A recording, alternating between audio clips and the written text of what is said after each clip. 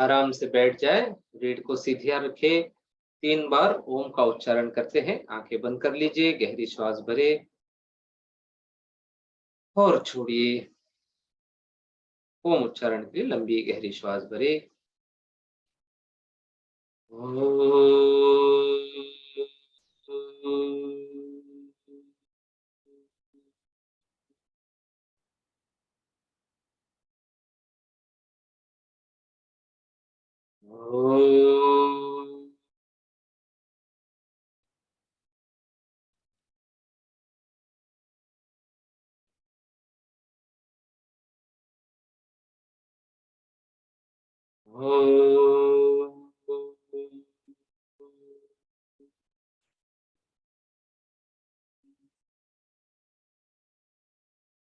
गुरवे सर्वलोकानां विषजे भवरोगिणां निधये सर्वविद्यानां दक्षिणामूर्तये नमः।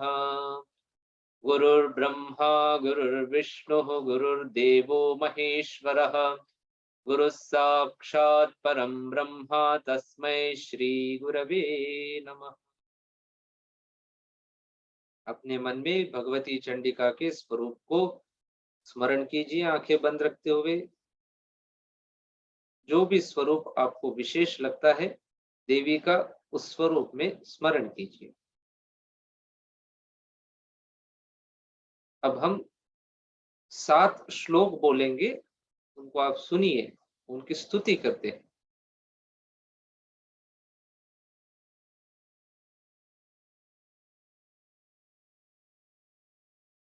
अथ सप्तश्लोकी दुर्गा शिव उवाच देवी त्वं भक्तसुलभे सर्वकार्यविधायिनी कलौ हि कार्यसिद्ध्यर्थम् उपायं ब्रूहि यत्नतः। दिव्युवाच शृणुदेव प्रवक्ष्यामि कलौ सर्वेष्टसाधनं मया तवैव स्नेहेनाप्यम्बास्तुतिः प्रकाश्यते। ओम अस्य श्री दुर्गा सप्तश्लोकी स्तोत्र महामन्त्रस्य नारायण ऋषिः अनुष्टुभादिनि छन्दांसि श्री महाकाली महालक्ष्मी महासरस्वत्यो देवताः श्री दुर्गा प्रीत्यर्थं सप्तश्लोकी दुर्गा पाठे विनियोगः। ओम ज्ञानिनामपि चेतांसि देवी भगवती हि सा बलादाकृष्य मोहाय महामाया प्रयच्छति। दुर्गे स्मृता हरसि भीतिमशेषजन्तोः स्वस्थे स्मृता मतिमतीव शुभान् ददासि। दारिद्र्यदुःखभयहारिणी का त्वदन्या सर्वोपकारकरणाय सदार्द्रचित्ता सर्वमङ्गलमाङ्गल्ये शिवे सर्वार्थसाधिके शरण्ये त्र्यम्बके गौरी नारायणि नमोऽस्तुते।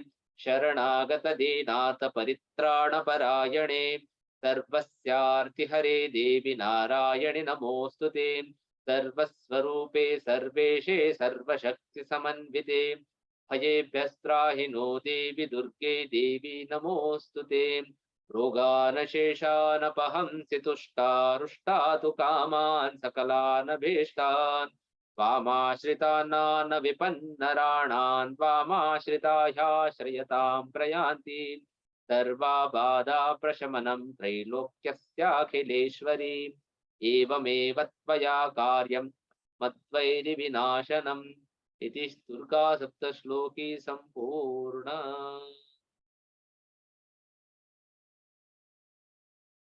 जय गुरु।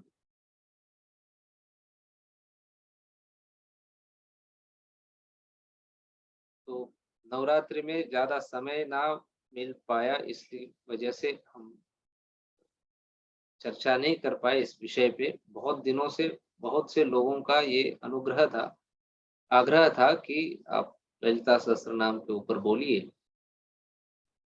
पर उसके लिए समय बहुत चाहिए। यहाँ तो 3 दिन के लिए मैसेज आया है, हर ग्रुप में इन लोगों ने किया, लेकिन ये 3 दिन में पूर्ण होने वाला विषय है नहीं, है ना। पर देखते हैं जितना हम कवर कर सकते हैं। आज तो मैं प्रस्तावना दूंगा कि ये ललिता सहस्त्र नाम है क्या,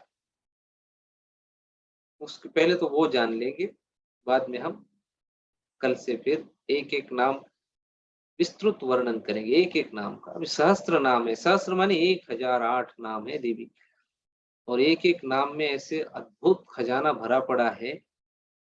ऊपर ऊपर से देखेंगे लिटरल मीनिंग ऐसे ही लगता है कुछ तो है, लेकिन जब उसके ऊपर गहराई में सोचते हैं, महात्माओं को सुनते, जिन लोगों ने उस उस दिव्य देवी को अनुभव किया है, उनसे जब ये वर्णन सुनते हैं, कुछ और ही इसमें से निकलता है। और ये ऐसा रहस्य है, इसके जितने गहराई में जाए उतना रहस्य बढ़ते जाता है। जैसे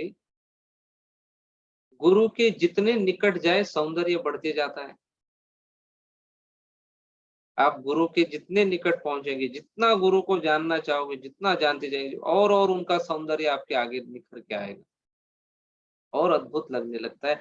ऐसे ही ये रहस्य ललिता सहस्त्रनाम गुरु के जैसे, इसमें जितना हम रहस्य में और जाएंगे अंदर, उतना ऐसे लगेगा और भी बहुत रहस्य है।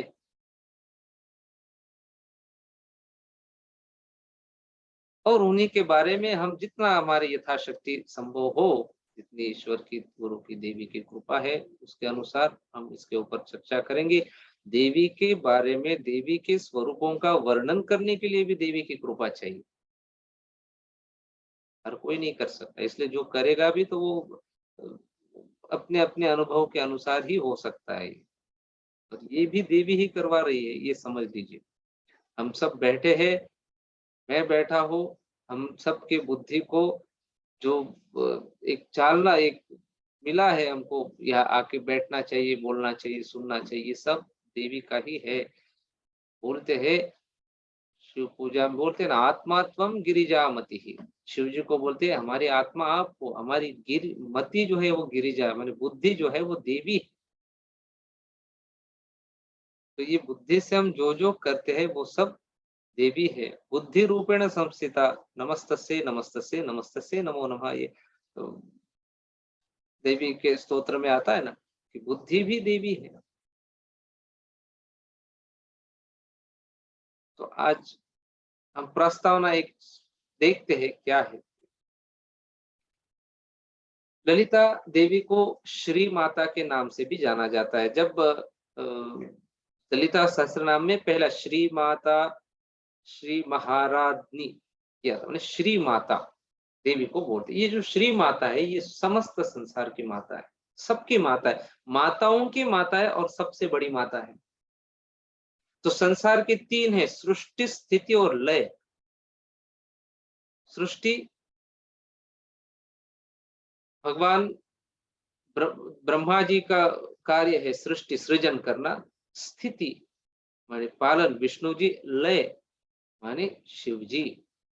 सृष्टि, स्थिति, लय, ये तीन शक्तियों से ये संसार स्वचालित हो रहा है, संचालित हो रहा है। इसमें ब्रह्मा, विष्णु और महेश, ये तीनों को प्रकार्यात्मक जो प्रेरणा प्रदान करने वाली है, वो सरस्वती, लक्ष्मी और महेश्वरी। माने ब्रह्मा इनको सरस्वती, विष्णु जी को लक्ष्मी जी से, महेश्वर को महेश्वरी से, ये तीनों से प्रेरणा मिल रही है। लेकिन ये तीनों को जो प्रेरणा मिल रही है, सरस्वती, लक्ष्मी, महेश्वरी को, आधारभूत मूल शक्ति जो आदि शक्ति है, श्री माता से ही मिलती है। और यही सच्चे अर्थों में विश्व माता या जगत जननी है। इन्हीं को हम दुर्गा, काली, चंडी आदि प्रसन्न नामावली से परिभाषित कर कभी कभी जीवन की विभीषिकाओं से अपने को सुरक्षित रखने का हम प्रयास करते हैं। और कभी कभी करुणामयी देवी की कोमल कांत कमनीयता को कामाक्षी, मीनाक्षी, फिर विशालाक्षी आदि क्षेत्र स्वरूपिणी पवित्र मूर्तियों में प्रतिभाषित पाकर अपने जो आंखों को हम सुख देते हैं। ऐसे इन सब मंदिरों में आप तो गए होंगे, कामाक्षी, मीनाक्षी, विशाल। यही देवी अलग अलग नामों से करुणांतर रंगिणी, कभी राजराजेश्वरी के रूप में अपनी राजत कृपा से जग को अनुग्रहित करती है, तो कभी भवानी बनकर भव बाधा, जितने भी हमारे जीवन में इस भव सागर में जो भी भव बाधा उनको निवारण करती है। वही बाला त्रिपुरी सुंदरी बनकर भक्तों का मन बहलाती है, और वही परमेश्वरी बनकर परमार्थ के पथ पर चलने वाले परम तत्व के जो जिज्ञासु है, उनको परमानंद के रूप में प्रसाद देती है, पहुंचा देती है। वह देवी इस भौतिक जगत में भी सर्वोच्च सुख देती है, संपत्ति देती है। उस पार जब चले जाते हैं, वहां भी हमको मोक्ष प्रदान करती है। तो माता की इस मंगलमय महिमा को ब्रह्मांड पुराण की पदनिधि ने केवल 3 अक्षरों में लिखा, ललिता। ब्रह्मांड पुराण, बहुत सारे पुराण, 18 पुराण है, 18 उप पुराण है।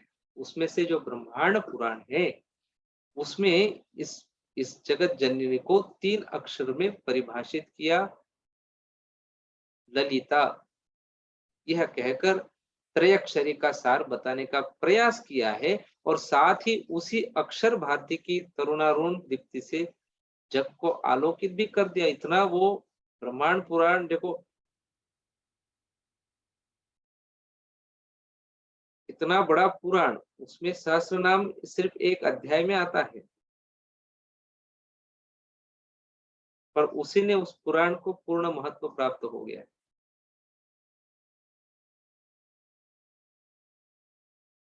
हमारे यहाँ जो स्तोत्र है अलग अलग, वहां सहस्त्र नाम की एक प्रशस्त परंपरा है। माने अनेक देवताओं के सहस्त्र नाम, गणेश सहस्त्र नाम भी है, शिव जी के भी, सभी सभी देवताओं के सहस्त्र नाम है। इनके इनके अंतर्गत श्री ललिता सहस्त्र नाम एक विशिष्ट महत्व रखता है। तो ब्रह्मांड पुराण में श्री ललितोपाख्यान के परिशिष्ट के रूप में प्रस्तावित ये जो सहस्त्र नाम है, ये केवल स्तोत्र नहीं है, बल्कि श्री माता, श्री विद्या और श्री चक्र का रहस्यात्मक वर्णन करने वाला शास्त्र है। श्री माता, श्री विद्या, श्री चक्र, ये 3 याद रखें। श्री माता, श्री विद्या, श्री चक्र, तीनों बहुत रहस्यमयी है, उसी का वर्णन है सहस्त्र नाम में।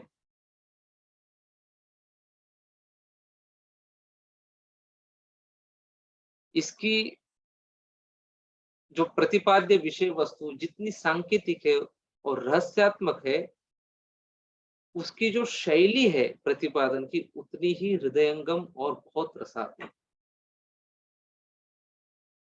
इसलिए ये जो ललिता सहस्त्र नाम है, ये केवल श्री विद्या के उपासकों में ही नहीं, बल्कि साधारण भक्त समाज में भी बहुत लोकप्रिय है। विशेषकर दक्षिण भारत में देवी के सभी मंदिरों में ललिता माता के 1000 नामों के सस्वर वाचन से देवी की अर्चना की जाती है। और दक्षिण भारत में प्रत्येक आस्तिक परिवार में ये हर शुक्रवार को सहस्त्र नाम का पाठ किया जाता है, ललिता सहस्त्र नाम का। और कई महिलाओं को दक्षिण भारत में ये कंठस्थ भी है। लेकिन आश्चर्य होता है कि इतना प्रशस्त स्तोत्र उत्तर भारत में उतना लोकप्रिय नहीं हुआ जितना दक्षिण भारत में है। इसी कमी की पूर्ति के लिए हम भी अनेक बार श्री ललिता सहस्त्र नाम का वो सिखाने का वो चैंटिंग प्रोग्राम वगैरह हमने शुरू किया है। और अभी ये जो हमने शुरू किया, इसका विवेचन करना, ये उसी में वही है कि और जगह भी इसका और हमको लोगों तक इसकी जानकारी पहुंचे, ये मुख्य उद्देश्य। कोई भी उपासना हम जब करते हैं, उसके 4 अंग होते हैं।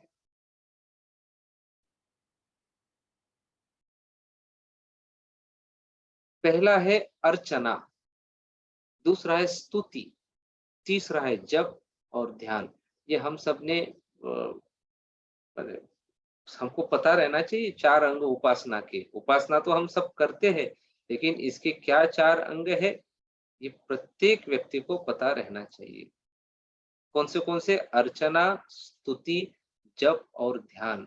बहुत लोग अर्चना करते हैं, स्तुति करते, जप भी करते दिन दिन भर, लेकिन ध्यान नहीं करते उसके ऊपर। जब ध्यान नहीं करेंगे तो फिर वो बाकी का व्यर्थ है। ये चारों अंग जब तक नहीं है उपासना में, अर्चना, स्तुति, जप और ध्यान, तब तक वो पूर्ण उपासना होती नहीं है, उसमें पूर्णता मिलती ही नहीं है। इसलिए ये चारों अंग बहुत महत्वपूर्ण है। प्रत्येक प्राणी के नश्वर शरीर के भीतर, ये शरीर तो खत्म होने वाला है, नश्वर है, लेकिन हर एक के इस नश्वर शरीर के भीतर, हर प्राणी के, वो अविनश्वर रूप में प्रतिष्ठित परम तत्व के पास पहुंचना, बैठना और उस सानिध्य की भावना में तल्लीन होना ही उपासना है। उप का अर्थ होते समीप, उप समीप आना, समीप का बोधक है, समीप माने पास। माने इससे ये स्पष्ट होता है कि जिस परमार्थ या परम सत्य की हम खोज करते, वो हमसे कहीं दूर नहीं है, हमारे पास है, हमारे शरीर के अंदर ही बसा हुआ है। पर असत्य के आवरण से वह सत्य छिपा हुआ है, इसलिए वह सबको स्पष्ट नहीं दिखाई देता। बाहर का आवरण भीतर की वस्तु से अधिक आकर्षण होने के कारण अधिकांश प्राणी बाहर की चमक से ही चमत्कृत हो जाते, भीतर के वास्तविक सौंदर्य, रहस्य और आनंद तक पहुंच ही नहीं पाते। साधक को, एक भक्त को वहां तक पहुंचाने में उपासना के ये चार अंग बहुत सहायक होते हैं।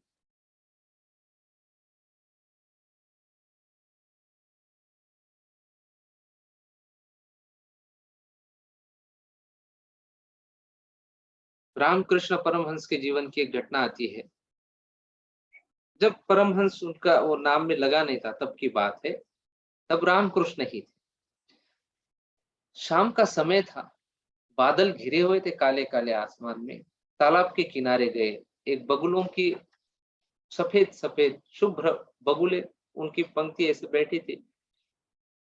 जैसे ये तालाब के किनारे गए, उसी समय वो बगुलों की पंक्ति उड़ी ऐसे, और पीछे उनकी पृष्ठभूमि थी काले बादलों की।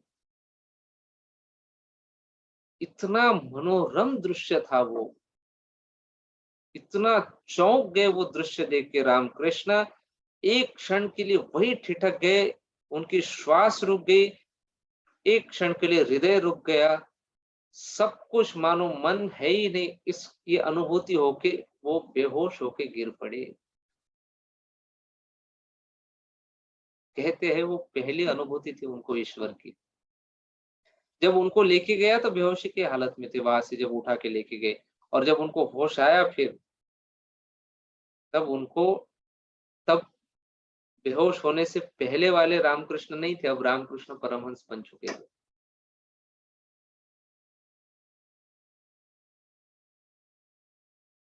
एक सौंदर्य ने इतना बड़ा परिवर्तन उनके जीवन में लाके रख दिया।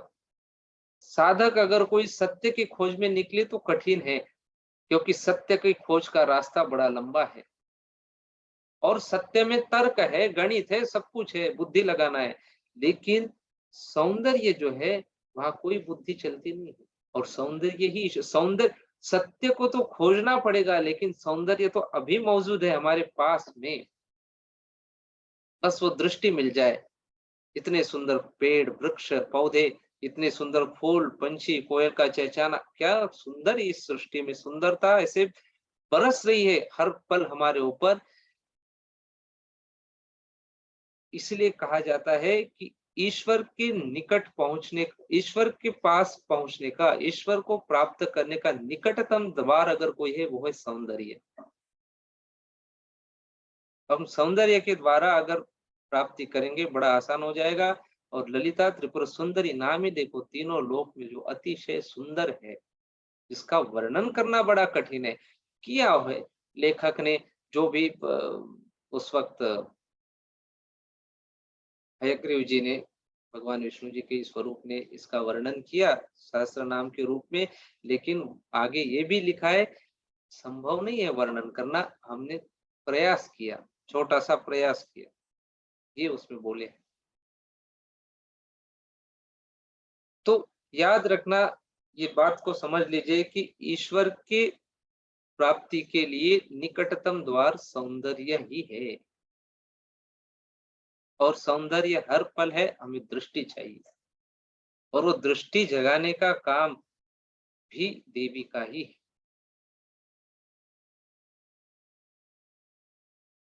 तो 4 अंगों में सबसे, उपासना की 4 अंगों में सबसे पहला अंग आता है अर्चना। ये शारीरिक क्रिया से संबंधित है। अब ईश्वर परम रमणीय चैतन्य है, उसकी साकार मूर्ति, क्योंकि ये तो निराकार है, ईश्वर का कोई आकार नहीं, सब जगह व्याप्त है, वर्णन तो यही है। तो क्या करते हैं, उनकी साकार मूर्ति बनाकर, एक आकार में मूर्ति बनाकर उसकी पूजा अर्चना करना, अभिषेक करना, उनको वस्त्र पहनाना, फिर उनको नैवेद्य करना, आरती करना, फूल वगैरह सब चढ़ाना। ये अर्चना के अंतर्गत क्या-क्या आता है? आवाहन करते हैं, आसन देते हैं, अर्घ्य देते हैं, पाद्य देते हैं, पत्र पुष्प, धूप, फिर दीप, नैवेद्य, फिर मुखवास तांबूल देते हैं, आरती करते हैं। ऐसे 16 क्रिया होती है जिसको बोलते हैं षोडशोपचार। अर्चना में 16 क्रियाएं आती है, उसको बोलते हैं षोडशोपचार, 16 उपचार। उपासना का दूसरा अंग है स्तुति, जिसमें परमात्मा की, ईश्वर की दिव्य विभूति का गुणगान किया जाता है। अर्चना जो थी वो कायिक उपासना है, माने शरीर से किए हुए जो भी हमारे द्वारा किए हुए जो कृत्य, जबकि स्तुति जो है वो वाचिक है। माने दूसरा जो है ना, दूसरा अंग स्तुति, ये वाचिक, वाणी से करते। इसके लिए मूर्ति, पूजा सामग्री, आसन, मंदिर आदि बाहरी साधनों की आवश्यकता नहीं पड़ती। केवल वाणी के माध्यम से इसे संपन्न किया जा सकता है।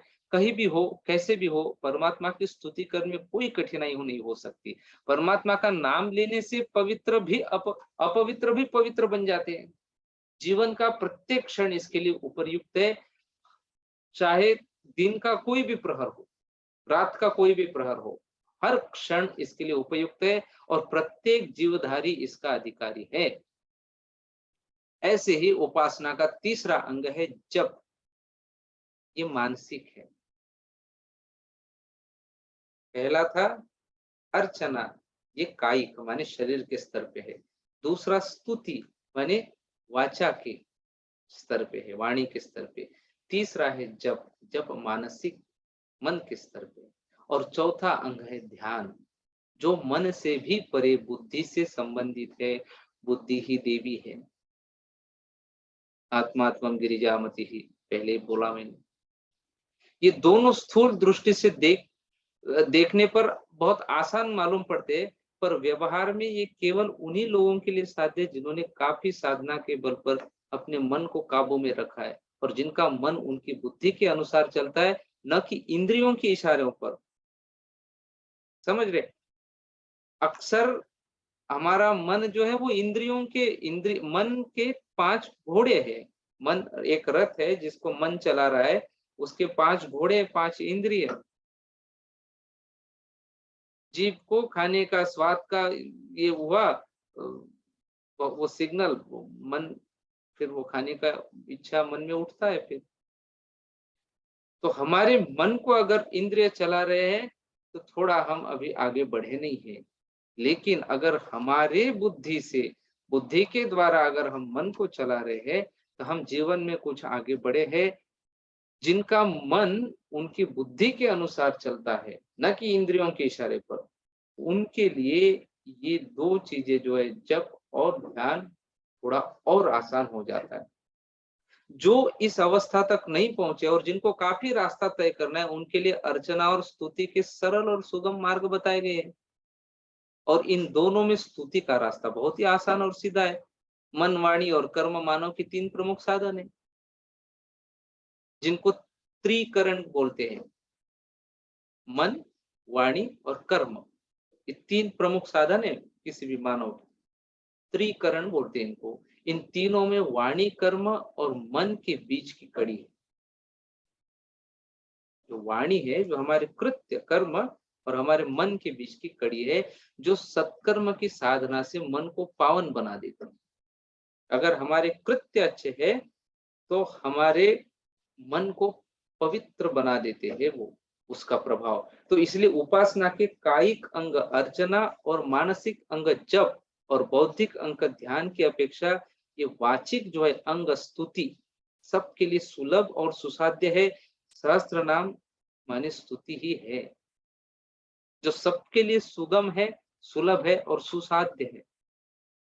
तो परमात्मा की, ईश्वर की स्तुति कई रूपों में की जा सकती है। इसके लिए सारा वैदिक साहित्य वाङ्मय आधार प्रदान करता है हमको, लेकिन वैदिक मंत्रों का उच्चारण सबके लिए संभव नहीं है, क्योंकि उसमें स्वर है, उसके लिए प्रॉपर एक विधि है, सीखने के लिए कोई भी नहीं सीख सकता है। इसलिए पुराणों में और इतिहासों में अनेक प्रकार के स्तोत्र मिलते हैं जिनका पाठ सभी लोग कर सकते हैं। तो वैदिक मंत्रों में उदात्त, अनुदात्त और स्वरित के जो नियम है, उनसे ये बाकी जो स्तोत्र ये स्वतंत्र है, उसमें कोई नियम नहीं है तो स्वर का वगैरह, केवल अर्थ समझकर आसानी से इन स्तोत्रों का पाठ किया जा सकता है। तो आदित्य हृदय, गजेंद्र मोक्ष, नारायण कवच, आपदुद्धारक स्तोत्र, ऐसे अनेक स्तोत्र है। रामायण है, महाभारत, श्रीमद् भागवत, भगवद गीता है, ऐसे अनेक या कई पुराणों में अलग अलग प्रकार के स्तोत्र हमें मिलते हैं। इन स्तोत्रों की एक और विशेषता ये है कि इनमें साकार और निराकार दोनों रूप में परमात्मा का गुणगान किया जाता है। इसलिए सगुणोपासक और निर्गुणोपासक दोनों के लिए स्वीकार्य और आराध्य हो जाते हैं। तो इसी स्तोत्र साहित्य के अंतर्गत सहस्त्र नाम की एक विशिष्ट परंपरा जो चल पड़ी है। अद्वैत मत के प्रवर्तक जिस परंपरा में हम आते हैं, हमारे गुरुदेव जिस परंपरा में जो ये मोमेंट जो चल रहा है अपना आर्ट ऑफ लिविंग, ये जिस परंपरा में आता है वो आदि शंकराचार्य जी की अद्वैत परंपरा है और इसके प्रवर्तक थे आदि शंकराचार्य। इन्होंने सहस्त्र नाम की महिमा का प्रतिपादन करते हुए कहते कि गेयम गीता नाम सहस्रम। उनकी दृष्टि में गीता का अध्ययन और सहस्त्र नाम का पाठ संसार में प्रत्येक साधक का परम कर्तव्य है। गीता से उनका आशय है कि श्रीमद् भगवद गीता से और सहस्त्र नाम से श्री विष्णु सहस्त्र नाम का ही बोध होता है, क्योंकि इन दोनों पर आचार्य बहुत सारे हो गए, उन्होंने कुछ ना कुछ भाष्य लिखे और भगवान स्वयं आदि शंकराचार्य जी ने भी इनके ऊपर भाष्य लिखे। गीता सहस्त्र भगवत गीता के ऊपर भी लिखा है, विष्णु सहस्त्र नाम के ऊपर भी उन्होंने भाष्य लिखा है। और ये दोनों जो है विष्णु सहस्त्र नाम और भगवत गीता, ये पंचम वेद के रूप में महाभारत के अंग भी माने गए हैं। तो गीता का प्रसंग महाभारत के युद्ध से पहले आता है और सहस्त्र नाम का युद्ध के बाद। तो गीता प्रेरणादायक है, जबकि सहस्त्र नाम शांति संधायक है। महाभारत में विष्णु सहस्त्र नाम के साथ साथ शिव सहस्त्र नाम भी मिलता है। सहस्त्र नाम अलग अलग सहस्त्र नाम के नाम से प्रसिद्ध इन अलग अलग स्तोत्रों का जो साधक समाज में इतना प्रचार प्रसार हो गया कि इनके सादृश्य पर प्रत्येक देवी देवता के अलग अलग सहस्त्र नाम लिखे गए। सूर्य सहस्त्र नाम, गणेश सहस्त्र नाम, गायत्री सहस्त्र नाम, गोपाल सहस्त्र नाम, लक्ष्मी सहस्त्र नाम, दुर्गा सहस्त्र नाम, ऐसे अनेक स्तोत्र बन गए। प्रत्येक आराधक को अपने आराध्य की आराधना करने में इससे सुविधा मिलती है। कोई शिव जी के भक्त है तो शिव सहस्त्र नाम कर दे, लक्ष्मी के भक्त लक्ष्मी सहस्त्र नाम, दुर्गा के भक्त दुर्गा सहस्त्र नाम, गायत्री के भक्त गायत्री सहस्त्र नाम, अलग अलग है। जैन धर्म में भी सहस्त्र नाम की ये परंपरा खूब चल पड़ी है। सिर्फ हिंदू में मिलेंगे ऐसे नहीं, जैन मुनियों ने अनेक सहस्त्र नामों की रचना की जो साधकों को काफी वाचिक प्रेरणा प्रदान करते हैं। प्रेरणा चाहिए हमको कुछ करने के लिए, ये भी सहस्त्र नाम से लोगों को मिलती है। सहस्त्र नाम की ये परंपरा हमारे जो पौराणिक साहित्य है इसमें बहुत मिलती है।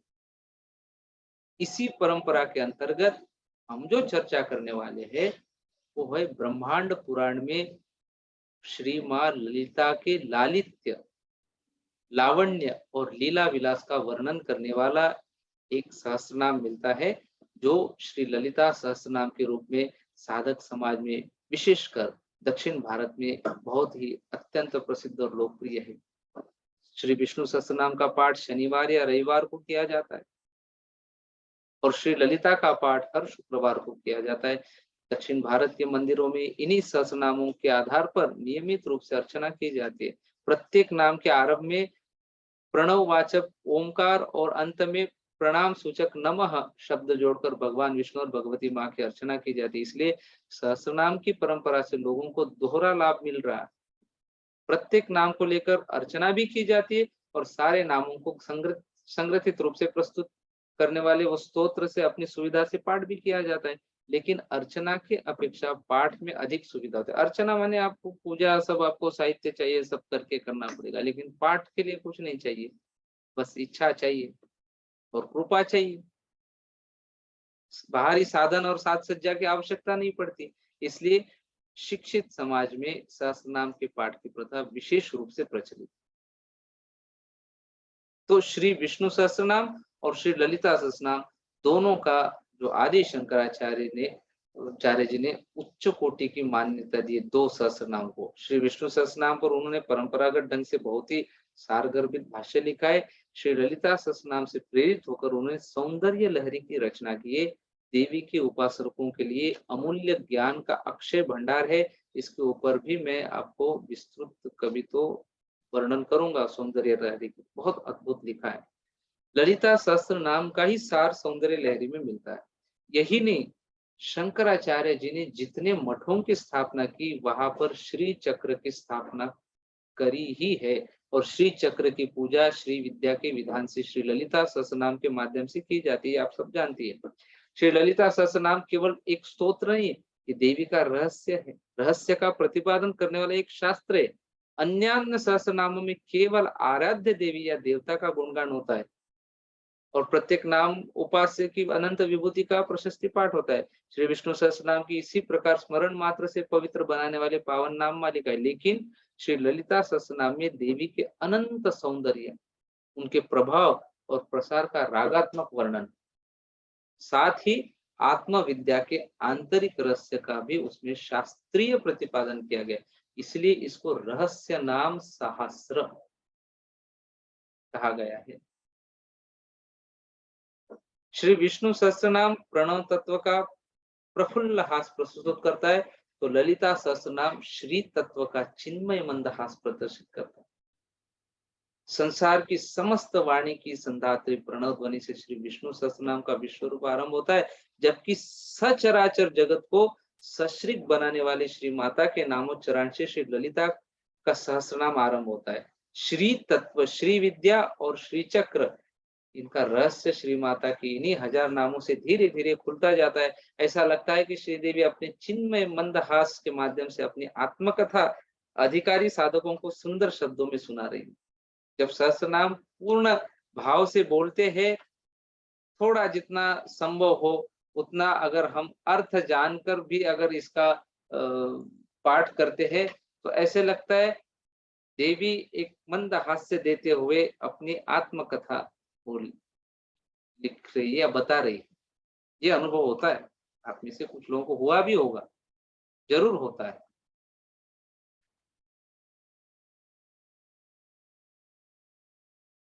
श्री ललिता देवी की नाम सहस्त्रिका में तात्विक विवेचन का एक निश्चित क्रम दिखाई देता है। कुछ भी ऐसे नाम जोड़ दिए और चला, ऐसा नहीं है। तात्विक विवेचन का एक निश्चित क्रम दिखाई देता है, जो कि अन्य सहस्त्र नामों में स्पष्ट रूप से दिखाई नहीं देता। श्री विष्णु सहस्त्रनाम में विभिन्न नामों को पूर्वापर संबंध है और आत्मानुशासन की जो अखंड धारा है वह सबकी समझ में आने वाली चीज नहीं है। गहरी भावना और पैनी दृष्टि से देखने पर ही भगवान विष्णु के हजार नामों के भीतर छिपी हुई दार्शनिक विचारधारा प्रकट होती है। लेकिन श्री ललिता सहस्त्रनाम, श्री सहस्त्रिका, इसको दो नाम है, ललिता सहस्त्रनाम और सहस्त्रिका। इसमें ये पूर्वापर संबंध, दार्शनिक चिंतन और आत्मा की अमर कहानी का साधारण पाठक या उपासक भी इसको समझ पाता है। ये माता की, आप बोलिए ममता मनी, एकदम ममता से ओतप्रोत ऐसे वाणी है, जो बालानाम सुख बोधाय और बहुजन हिताय। बालानाम माने जो साधारण भी बुद्धि है, साधारण लोग भी, उनके लिए भी सुख का बोध देने वाला है। बहुजन हिताय, सबके लिए हितकारी है। श्री देवी के अनुकंपा से ये प्रकट हो गई। तो कहा जाता है कि श्री माता ने स्वयं वशिनी आदि वाग्देवताओं से कहा कि श्री तत्व की व्याख्या करने वाली एक नाम सहस्रिका प्रस्तुत करे। तो जगदम्बा के इस आदेश को शिरोधार्य मानकर वाग्देवताओं ने इस स्तोत्र को प्रस्तुत किया है और इस पर माता बहुत प्रसन्न हो गई। तभी तो इस स्तोत्र की भाषा देखिए, शैली और रचना, इनमें इतने संतुलन, सौष्ठव और सौंदर्य दर्शन होता है कि इसके आध्यात्मिक महत्व के अलावा साहित्यिक गरिमा भी उच्च कोटि की। प्रारंभिक 20 श्लोकों में देवी के दिव्य सौंदर्य का इतना रोमांचक वर्णन मिलता है जो संसार की किसी भी भाषा के उत्कृष्ट साहित्य में अपनी समता नहीं पा सकता। यही भाव लहरी, सौंदर्य लहरी शंकराचार्य की जो सौंदर्य लहरी है, ये यही भाव लहरी है, वो बन गई। उन्होंने जो वर्णन किया, ध्यान में बैठे, लहर सौंदर्य माने अतिशय उच्च कोटि के सौंदर्य की जो लहर उठे, रोमांच उठे उनके शरीर में, एक एक अंग पुलकित हो उठा था उस देवी के स्मरण मात्र। उन्होंने जो उसका वर्णन किया वही सौंदर्य लहरी के रूप में प्रस्तुत है, हमें मिलता है। तो श्री ललिता सहस्त्र नाम के वक्ता जो है हयग्रीव है और श्रोता है अगस्त्य। अगस्त्य ऋषि, हयग्रीव भगवान श्री विष्णु का ही अवतार है। ब्रह्मांड पुराण में माँ ललिता की महिमामयी लीलाओं का रोचक वर्णन हयग्रीव के मुंह से सुनकर अगस्त्य ऋषि जो है पुलकित हो जाते। माँ ललिता के रहस्यमय नामों को जानने की उनके मन में बहुत इच्छा पैदा होती है। उनके अनुरोध पर ही ये जो हयग्रीव है अगस्त्य जी को रहस्य नाम शास्त्र का उपदेश देते। बार बार ये बात कही जाती है कि ये नाम सब के सब रहस्यमय है और इन सब में देवी का निवास है। इससे स्पष्ट होता है कि इन नामों के माध्यम से जिस श्री तत्व का प्रतिपादन किया गया है वह तत्व भी इन्हीं नामों में समाया हुआ है। इसलिए प्रत्येक नाम को माँ ललिता का ही मंगलमय रूप समझना चाहिए। कोई भी नाम हो, इन 1008 सभी नामों में माँ ललिता का ही मंगलमय रूप समझिए। इसके अलावा माँ की महिमा का वर्णन करने वाले जो विभिन्न कहानियां कही गई है उनके पीछे भी कोई तात्विक रहस्य छिपा हुआ है। उदाहरण के लिए ब्रह्मांड पुराण में ललितोपाख्यान के अंतर्गत एक कहानी में कहा जाता है कि श्री महाशंभु ने श्रीयाग में श्री माता को चित्तकुंड में प्रत्यक्ष कर लिया है। चित्तकुंड और श्रीयाग श्री माता को प्राप्त करने के साधन है। प्रत्येक प्राणी के ललाट में ये चित्तकुंड निरंतर उज्जवल, चित्तकुंड माने यह ललाट में उज्जवल प्रदीप के रूप में प्रकाशित होते रहता है हर व्यक्ति, जिसको देखने के लिए महाशंभु को भी श्रीयाग करना पड़ा। उसमें वर्णन है, महाशंभु माने शिव जी का स्वरूप, उनको भी उस चित्तकुंड का उसमें देवी को अनुभव करने के लिए उनको भी श्री याग करना पड़ा। याग माने यज्ञ। जो भी श्री याग करता है उसे यह चित्तकुंड दिखाई पड़ेगा और उसमें माँ ललिता का प्रादुर्भाव होगा। श्री तत्व का चिंतन, श्री विद्या का मनन, श्री चक्र की आराधना और श्री सहस्रिका माने ललिता सहस्त्र का पाठ, यही श्री याग है। श्री याग क्या क्या है? श्री तत्व का चिंतन माने देवी का चिंतन करना, श्री विद्या का मनन, श्री विद्या क्या है वो आगे मैं विस्तार से बताऊं, श्री चक्र की आराधना, श्री चक्र माने श्री चक्र तो आप सब जानती है देवी का, और श्री सहस्रिका का पाठ माने ये ललिता सहस्त्र नाम का पाठ करना, यही ये सब चारों को मिला के बोलते श्री याग। ये भगवान शिव जी ने भी किया है, ऐसा ब्रह्मांड पुराण में वर्णन आता है। ये सभी साधन हमारे पास ही है, इनके लिए कहीं बाहर जाने की आवश्यकता नहीं है। श्री तत्व संसार के कण कण में छाया हुआ है, विशेषकर ये प्रत्येक प्राणी के ललाट माथे पर देखा जा सकता है। लोकानतीत्य लालते ललिता तेन सोच्यते। देवी का नाम ललिता इसलिए हुआ क्योंकि वह लोकातीत बनकर लोक लीला का लालन करती है। इस दृष्टि से प्रत्येक साधक का ललाट स्थल मां ललिता का लीला धाम है। आवश्यकता केवल ध्यान, मनन और अवगाहन है। इसके लिए ये रहस्य नाम सहस्रिका अमोघ साधन का काम देती है, अमोघ शस्त्र। इस सहस्त्रिका पाठ करते करते श्री तत्व का बोध हो जाता है। अनेक लोगों का अनुभव भी है। प्रत्येक नाम का मनन करते करते श्री माता का स्वरूप अंदर ही अंदर उभरने लगता है। आमतौर पर श्री माता के उपासक श्री चक्र की पूजा करते। श्री चक्र एक विशिष्ट प्रकार का यंत्र है जिसमें बिंदु है, त्रिकोण, वलय, रेखा और दल, माने दल पंखुड़िया होती है ना, कमल की पंखुड़िया, जैसे चिन्ह के द्वारा उसमें ब्रह्मांड की सृष्टि स्थिति और लय का एक प्रतीकात्मक चित्रण है। ध्यान से देखा जाए तो समस्त ब्रह्मांड का चित्रण करने वाले इस चक्र के सारे लक्षण मानव शरीर में भी पाए जाते हैं। इसलिए मानव शरीर को ही श्री चक्र का प्रतिरूप माना जाता है। हमारा शरीर श्री चक्र है। श्री चक्र में जो 9 आवर होते वही मानव शरीर के 9 द्वार है। अब शरीर को अपने चेक करना, हर एक के पास 9 द्वार है। 2 आंखें है, नाक में 2 द्वार, 4 यही हो गए, 5वां मुंह, 2 कान, 7 हो गए, फिर जननेंद्रिय और गुदा द्वार। हमारे शरीर को 9 द्वार है। श्री चक्र में भी यही 9 का वह वर्णन है। श्री चक्र के भीतर आनंदमय बिंदु है, वही शरीर के भीतर ललाट के ऊपर विराजमान है, सहस्रार चक्र का केंद्र है। यहाँ ऐसे बीच में हमारे मस्तक के सहस्त्र चक्र का एक केंद्र है जो परमेश्वरी का पावन निवास स्थान है। इस प्रकार श्री चक्र प्रत्येक प्राणी को जन्म से ही मिला परमात्मा का प्रसाद है। इसका सही सही प्रयोग करने से श्री तत्व का रहस्य मालूम हो जाता है। कठिन नहीं है, बस हमको बहुत तड़प चाहिए, त्वरा चाहिए। अब रही श्री विद्या की बात, तो श्री विद्या श्री माता को प्रसन्न और प्रत्यक्ष कराने वाला एक मंत्र है जो गुरुमुख से प्राप्त किया जाता है। लेकिन वो तो मिले तब मिले गुरुमुख से, लेकिन श्री सहस्रिका का पाठ करने से इस मंत्र के जाप का ही फल मिलता है। ललिता सहस्त्रनाम का पाठ करने से श्री विद्या का जो मंत्र है उस वो पाठ करने का ही फल मिलता है। सहस्त्र नाम में, ललिता सहस्त्रनाम में स्पष्ट बताया गया है कि देवी की कृपा अंतर्मुख होने से ही संभव है। अंतर्मुख समाराध्या एक नाम उसमें आता है, और बहिर्मुख व्यक्तित्व के लिए दुर्लभ है, बहिर्मुख सुदुर्लभा। अंतर्मुख होना पड़ेगा, भीतर जाएंगे आप तभी वो देवी का अनुभव होता है। बहिर्मुख जो है बार बार देखते उसके लिए दुर्लभ है। ये भी कहा गया है कि भवानी के सानिध्य का अनुभव करने के लिए भावना बहुत जरूरी है। भवानी भावना गम्या, ये भी नाम है देवी का। जब तक आपके भीतर भावना ही नहीं बनी है देवी को स्मरण प्राप्त करने की, सिर्फ ऐसे कृति में कर रहे हो कोई उपयोग नहीं। भावना आवश्यक है।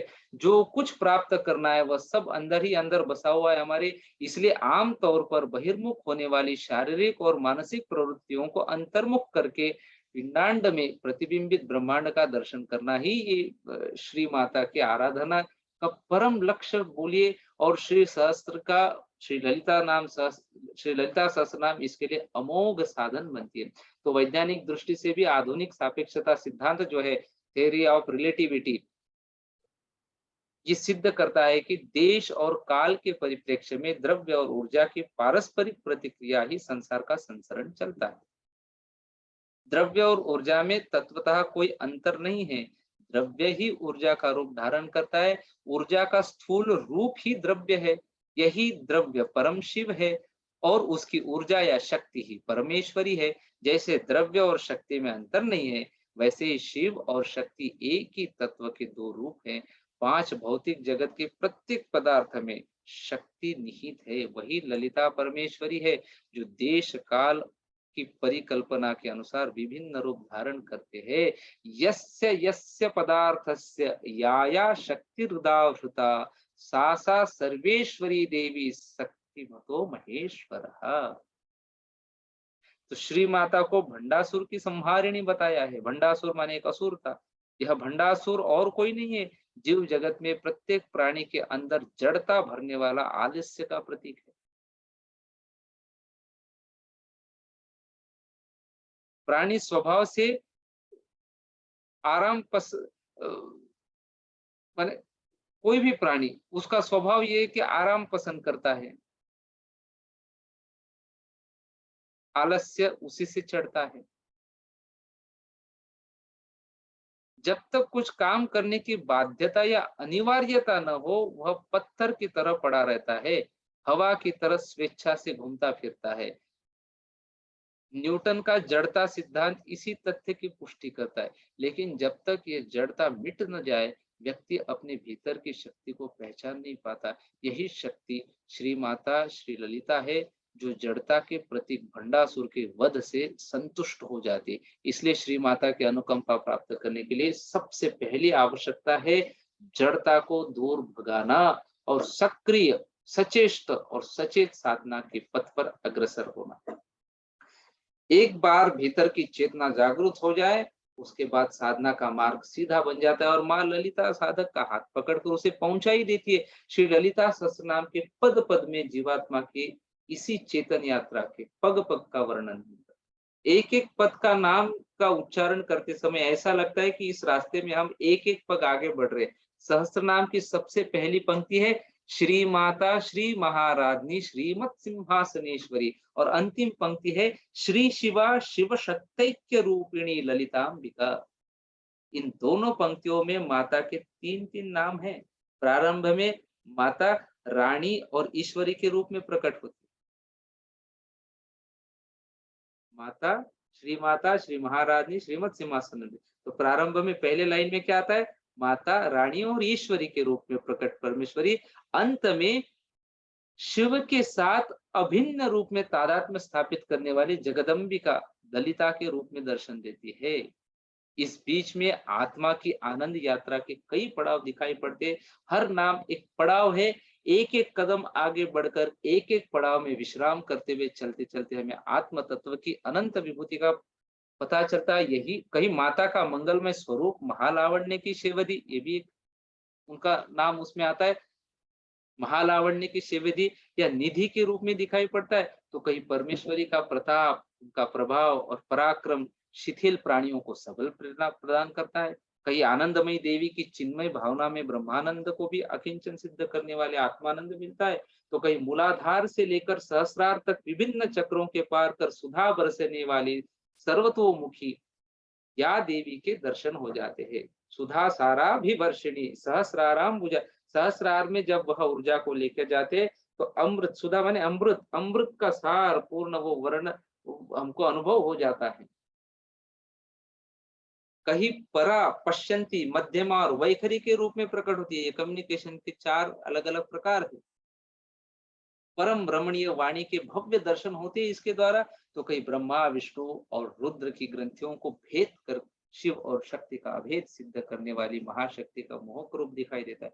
अंत में पता चलता है कि अपरिमेय को परिमेय और प्रमेय बनाने वाली विश्व माता विश्वात्मा से युक्त होकर जीवधानी के कण कण में प्रतिष्ठित है। संसार की समस्त सत्ता की वही कर्त्री है, वही धात्री और वही संहर्त्री संहारिणी माता हमारी आंखों के अंदर समाकर हमारी रखवाली कर रही है। वही शिव है, वही शक्ति है, वही पुरुष है, वही प्रकृति है, वही जीव है और वही ब्रह्म है, वही द्रव्य है और शक्ति का सम्मिलित रूप है, वही हम है और हम वही है। इस परम सत्य का बोध श्री ललिता सहस्त्र नाम के अध्ययन, मनन और पाठ से संभव होता है। नाम मात्र के लिए यह सहस्त्र नाम श्री माता ललिता का है, पर वास्तव में यह देवी मात्र की दिव्य विभूति का विश्वकोश है। विश्वकोश समझते आप? शब्दकोश आता है ना अलग अलग भाषाओं का, अंग्रेजों का, अंग्रेजी भाषा का, हर भाषा का आपको शब्दकोश मिलेगा। तो इसमें ये जो ललिता सहस्त्र नाम है, ये देवी की दिव्य विभूतियों का विश्वकोश समझिए। इसका पहला नाम श्री माता है और अंतिम नाम श्री ललितांबिका है। इन दोनों के बीच में देखो, एक आप इसमें विशेष एक बात जानिए। ललिता सहस्त्र नाम में ललिता सहस्त्र नाम इसका नाम है, लेकिन ये ललिता जो है एक ही बार आता है अंत में। शुरुआत में कहीं नहीं मिलेगा, अंत में अंतिम लाइन में ये ललिता नाम आता है। तो और ये जो दो, पहला नाम श्री माता और अंतिम नाम ललितांबिका है, इन दोनों के बीच में कामाक्षी, बाला, भवानी, शांकरी, श्रीकरी, दुर्गा, महादेवी, महालक्ष्मी, महात्रिपुर सुंदरी, पार्वती, नारायणी, कल्याणी, कात्यायनी, रमा, उमा, गौरी, ब्राह्मी, राजराजेश्वरी, गायत्री, सरस्वती, महाकाली, चंडिका, अपर्णा, त्र्यंबका, ब्रह्माणी, वैष्णवी, शिवा आदि अनेक नाम मिलते हैं, जो माँ ललिता की विभिन्न नाम है। वास्तव में ललितांबिका का नाम सारे स्तोत्र में केवल एक ही बार, और वह भी सभी नामों के अंत में आता है। तो इससे ये बात स्पष्ट होती है कि यह स्तोत्र श्री ललिता परमेश्वरी के नाम से प्रसिद्ध होने पर भी इसे देवी मात्र का स्तोत्र माना जा सकता है। देवी का जो रूप जिसको इष्ट है वही इस श्री सहस्त्रिका में प्रत्यक्ष की जा सकती है। वास्तव में सहस्त्र परमा देवी शतमूला शतांकुरा, इसका सहस्त्रमुख वर्णन इस सहस्त्रिका ललिता सहस्त्रनाम में मिलता है। श्री ललिता सहस्त्रनाम में कोई भी नाम दोहराया नहीं जाता है, जबकि श्री विष्णु सहस्त्रनाम में कुछ नाम 2-3 बार आते हैं, कभी कभी 4 बार दोहराए गए। इसका कारण श्री सहस्त्रिका की शास्त्रीय पद्धति है। इसे रहस्य नाम सहस्त्र ठीक ही कहा गया है, क्योंकि इसमें मंत्र शास्त्र, तंत्र शास्त्र, योग शास्त्र और दर्शन शास्त्र की रहस्यमय बातों की ओर मार्मिक संकेत मिलता है। शरीर के अंदर मूलाधार, स्वादिष्ठान, मणिपुर, अनाहत, विशुद्धि और आज्ञा चक्रों की स्थिति और उनके महत्व की सुंदर और सारगर्भित व्याख्या देवी की नामावली के माध्यम से इसमें मिलती है। ये विभिन्न चक्र स्थूल दृष्टि से देखने पर दिखाई नहीं देते। आप बोलेंगे ये आया चक्र मेरे शरीर में, वो दिखाई नहीं देते, सिर्फ आपको भाव करते हैं हम, स्थूल दृष्टि से संभव नहीं है। आंतरिक और सूक्ष्म दृष्टि से आत्मनिरीक्षण करने से इनका आध्यात्मिक स्वरूप समझ में आ सकता है। तो इस रहस्य को समझने में ललिता परमेश्वर की श्री सहस्त्रिका श्री ललिता सहस्त्रनाम बहुत ही सहायक है। कुछ लोग श्री चक्र, श्री विद्या और श्री तत्व आदि का नाम सुनते ही उनसे दूर हट जाते, फिर डाकिनी, राकिनी, लाकिनी, काकिनी, साकिनी, हाकिनी ये नाम सुनकर वे और भी घबरा जाते, अरे देवी का भयानक रूप होगा। लेकिन निर्मल मन, निश्चल हृदय जिसका है, निश्चल हृदय माने जिसके मन में छल कपट नहीं है, कनिंगनेस, इसको नीचे खींचना, उसको दबाना, अपने आप को विशेष दिखाना, चालबाजी जिसको बोलते हैं, ये जिसके मन में नहीं है, निश्चल हृदय जिसका है, निर्मल मन जिसका है, निश्चल भावना से श्री माता का नाम लेने से ये सभी रहस्य पल भर में समझ में आ जाते। शब्द आकाश का गुण है और मानव जीवन को मुखरित करने वाली स्वर लहरी का उत्गम मानव शरीर ही है। इसी शरीर के भीतर विभिन्न अक्षरों के अलग अलग केंद्र है। मूलाधार, स्वादिष्ठान, ये 7 चक्र आप सब जानते हैं, इन्हीं केंद्रों के द्योतक है और प्रत्येक चक्र में एक विशिष्ट अक्षर की अधिष्ठात्री के रूप में स्वयं परमेश्वरी विराजमान होती है। कहीं डकार, कहीं रकार, कहीं लकार, कहीं ककार और कहीं सकार के रूप में श्री माता हमारे अक्षर में व्यक्तित्व का पालन पोषण करती रहती है। इन्हीं विभिन्न केंद्रों पर माता जी के साथ संपर्क स्थापित कर उनकी अपार अनुकंपा प्राप्त करने के लिए श्री सहस्त्रिका श्री ललिता सहस्त्र नाम का प्रणयन किया गया है। माँ का नाम लेने से माँ प्रसन्न हो जाती है और अपनी संतान की पुकार सुनकर उनकी हर तरह से देखभाल करती है। हमारे अंदर की आत्मा ही हमारी देवता है और वह संसार में सर्वत्र सबके अंदर विराजमान है, जिसको यहाँ पर ललिता की संज्ञा दी है। आत्मा का दूसरा नाम ही ललिता है। स्वात्मैव देवता प्रोक्ता ललिता विश्व विग्रह। आत्मा का दूसरा नाम ही ललिता है। तो हम कल से इसका अद्भुत वर्णन जितना संभव है ना आपको वर्णन करेंगे। इसको ज्यादा से ज्यादा लोगों तक पहुंचाइए। देखो, कोई एक आप में से ही कोई एक दिव्य पुरुष होगा जिसने पूरा 1000 इसका साल भर के लिए कर दिया। अभी आपके लिए 1000 लोगों को हम इसमें ले सकते हैं। अभी जूम का जो ये था, उन्होंने सब रिचार्ज करके वो सब करके दे दिया। हमारा कर्तव्य क्या है? अभी हम ज्यादा से ज्यादा लोगों तक इसको पहुंचाइए, क्योंकि ये वर्णन फिर से निकलता नहीं, बार बार बोलने वाली चीजें है नहीं, ये एक ही बार निकलेगा। तो पूरा, हालांकि विशेष तो मुझे रुचि है उसमें, मुझे जानने नाम वर्णन करते करते हमारे भीतर अनेक अनेक रहस्य खुलते हैं। तो आप भी इसको समझिए, अनुभव करिए, फिर आपको वही ललिता सहस्त्रनाम का पाठ करने में बहुत आनंद आएगा। बहुत आनंद आएगा। और हमारे पास साक्षात गुरु है, साक्षात जीवंत गुरु, गुरु देवी है, श्री गुरु गुह जननी, गुरु के हृदय में निवास करने वाली स्वयं देवी है, देवी के हृदय में निवास करने वाले गुरु। तो इसमें आता है ना,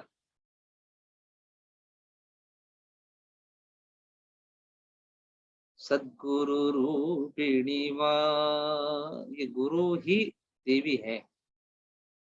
और ये अद्भुत संयोग है, जिनको समझना है समझ जाइए, नहीं तो मरते समय तो पछतावा होता ही है। अच्छा है अभी समझ लीजिए, हमारे पास इतने अद्भुत ब्रह्मज्ञानी एक ऐसे गुरु का सानिध्य हमको मिला है इस जीवन में, समझ रहे? भले वो आप रोज-रोज तो उनके पास नहीं जा सकते, लेकिन सूक्ष्म शरीर तो उनका हर जगह व्याप्त है। उसमें कौन-सी कठिनाई है? तो आज हम एक ध्यान करते हैं, 5 मिनट का ध्यान है, अद्भुत ध्यान है। देवी के 2 बीज मंत्र पे ये ध्यान है। पहला मंत्र है दुम, दु उसके ऊपर अनुस्वार, और दूसरा इसी ललिता देवी का है लम, ल के ऊपर एक अनुस्वार, दुम और लम। इसके ऊपर हम अभी एक ध्यान करते 5 मिनट का, वर्णन करेंगे। देवी के अद्भुत नाम का वर्णन उसमें किया है गणपति सच्चिदानंद जी ने। इतना सुंदर, उनको तो विशेष अनुग्रह है ही देवी का, उन्होंने ऐसे अद्भुत नामों की रचना की है इसमें। उन नामों को सुनते सुनते हम ध्यानस्थ हो जाते, फिर उसी ऊर्जा से अन्य लोगों तक कल पहुंचते, ज्यादा से ज्यादा लोगों को इसमें जोड़ेंगे, है ना? तो 5 मिनट का ध्यान है। हमें इतना सुंदर अभी हमने वर्णन सुना है सहस्त्र नाम का, तो थोड़ा उनकी आराधना करके उनका ध्यान, क्योंकि मैंने 5-4 उपासना के अंग बोले, उसमें चौथा अंग जप है, चौथा अंग ध्यान है, तो ध्यान तो करना ही पड़ेगा। 5 मिनट भी अगर हम ध्यान नहीं कर पाए तो कहाँ फिर वो देवी को पाना तो बड़ा मुश्किल है। ध्यान के द्वारा ही उनको अनुभव कर सकते। तभी हम थोड़ी देर ध्यान करते 5 मिनट का, बस आप वो वर्णन सुनिए। आपके भीतर आप देवी का जो भी स्वरूप आपको बहुत विशेष लगता है, उसको आप स्मरण कीजिए। अगर आपको वो देवी का कोई स्वरूप ऐसे आ नहीं रहा, तो आप गुरुदेव का स्वरूप, गुरुदेव को आप स्मरण कीजिए। वो एक ही है, कोई फर्क नहीं। उनका जैसे भी अभी नवरात्रि में वगैरह तो आपने देखा ही होगा, कोई ना कोई उनका स्वरूप फेसबुक इधर-उधर जो भी देखा, बस उसको स्मरण कीजिए। तो हम उसके ऊपर बस 5 मिनट का ध्यान करते हैं। आंखें बंद कर लीजिए, रीढ़ को सीधा रखिए, गहरी श्वास भरिए और छोड़िए। अपने हृदय स्थान में विशेष देवी का जो भी स्वरूप आपको बहुत प्रिय लगता है, बहुत आंतरिक, बहुत पास का लगता है, उसको स्मरण कीजिए। अगर नहीं आ रहा है देवी का स्वरूप, तो गुरु का स्वरूप स्मरण कीजिए और पूर्णता से उन्हीं के साथ एक रूप हो जाए, सिर्फ 5 मिनट के लिए।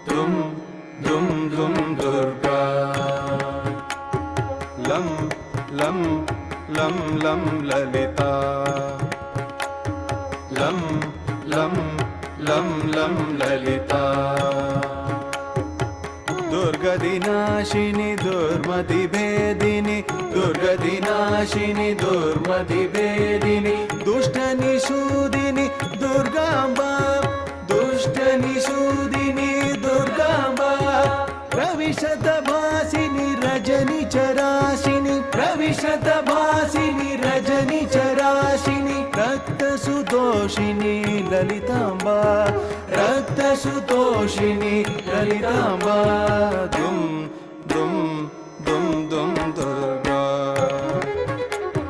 दुम दुम दुम दुम दुर्गा लं लं लं लं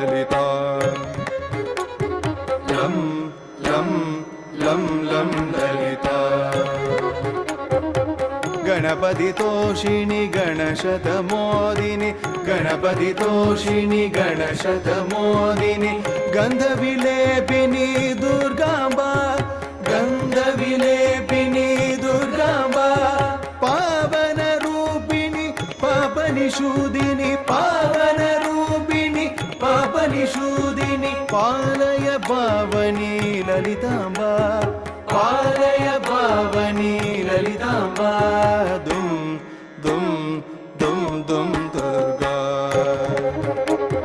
दुम दुम दुम दुम दुर्गा लं लं लं लं ललिता लं लं लं लं ललिता हिमगिरिवासिनि हितशतदायिनि हिमगिरिवासिनि हितशतदायिनि हरिहरकारिणि दुर्गाम्बा हरिहरकारिणि दुर्गाम्बा गुरुवररूपिणि दुरितविशोषिणि गुरुवररूपिणि दुरितविशोषिणि गुरुवररूपिणि दुरितविशोषिणि गुरुवररूपिणि दुरितविशोषिणि गुरुवररूपिणि दुरितविशोषिणि गुरुवररूपिणि दुरितविशोषिणि सच्चिदानन्दे ललिताम्बा सच्चिदानन्दे ललिताम्बा सच्चिदानन्दे दुर्गाम्बा सच्चिदानन्दे दुर्गाम्बा दुम दुम दुम दुम दुर्गा दुम दुम दुम दुम दुर्गा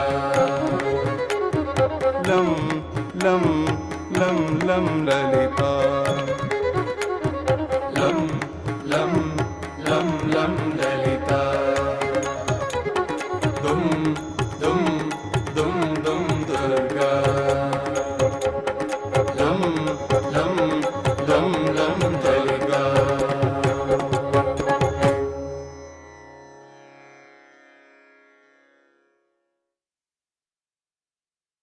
गहरी श्वास भरे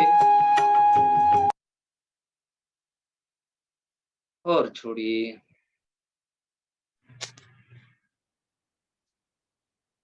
शरीर और वातावरण के प्रति सजग होते होते फिर एक लंबी गहरी श्वास भरे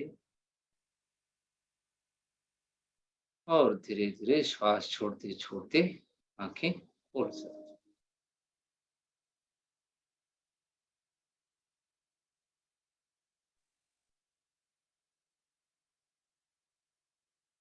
तो कल ज्यादा से ज्यादा लोगों को पहुंचाइए ताकि फुल यूटिलाइज हो। 1000 लोगों का अपना लिंक है।